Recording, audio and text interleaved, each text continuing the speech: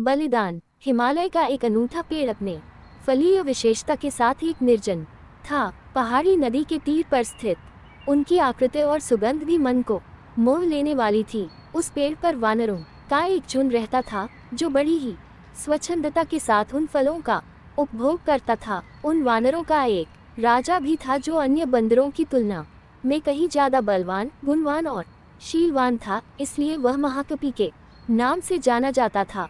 अपनी दूरदृष्टि से उसने समस्त वानरों को सचेत कर रखा था कि उस वृक्ष का कोई भी फल उन टहनियों पर न छोड़ा जाए जिनके नीचे नदी बहती हो। उसके अनुगामी वानरों ने भी उसकी बातों को पूरा महत्व दिया, क्योंकि अगर कोई फल नदी में गिरकर और बहकर मनुष्य को प्राप्त हो जाता तो उसका परिणाम वानरों के लिए अत्यंत भयंकर होता। एक दिन दुर्भाग्यवश उस पेड़ का एक फल पककर टहनी से टूट बहती उस गया। दिनों उस देश का राजा अपनी रानियों व दास दासियों के साथ उसी नदी के तीर पर विहार कर रहा था।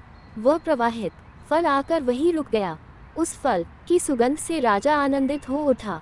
शीघ्र ही उसने अपने सेवकों को उस सुगंध के स्रोत के पीछे दौड़ा दिया। राजा के आदमी तत्काल उस फल को नदी के तीर पर प्राप्त कर राजा के सम्मुख ले आए। फल का परीक्षण कराया गया तो पता चला कि वह एक विषहीन फल था।